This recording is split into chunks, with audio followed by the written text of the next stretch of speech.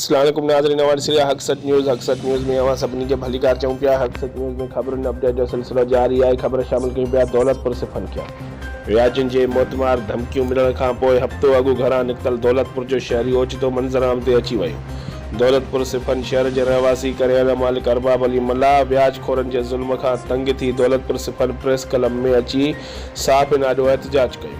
उन सिलसिले में शहरी ऐं समाजी अॻवान अरबाब अली मल्ला के दौलतपुर सिफ़न जे व्याजखोरनि दीदार शाह, अली शाह, ज़फ़र शाह, सिकंदर शाह पंहिंजे ॼार में फासाए व्याज ते रोक रक़म ॾेई लखें रुपयनि जो कर्ज़ी करे छॾियो आहे। व्याजखोरनि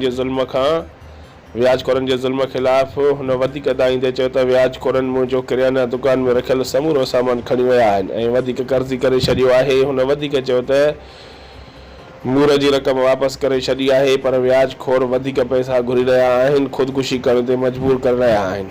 हुनजो वधीक चवणु हो त मज़कूरा व्याजखोर खेसि मोतबार धमकियूं ॾेई रहिया आहिनि। हुन चयो त ज़हनी दबाउ जो शिकार आहियां, जेकॾहिं मूं ख़ुदकुशी कई त उन जा ज़िम्मेवार व्याजी हूंदा। हुन IG सिंध जी IG शहीद बेनज़ीराबाद, SSP शहीद बेनज़ीराबाद ऐं ॿियनि आला अख़्तरनि खां मुतालबो कयो त व्याजखोरनि ख़िलाफ़ क़ानूनी कार्रवाई करे तहफ़ुज़ फ़राहम कयो वञे। रिपोर्ट करा फ़कीर हक नवाज़, कलंदरी, हक़सत न्यूज़, दौलतपुर सिफ़र।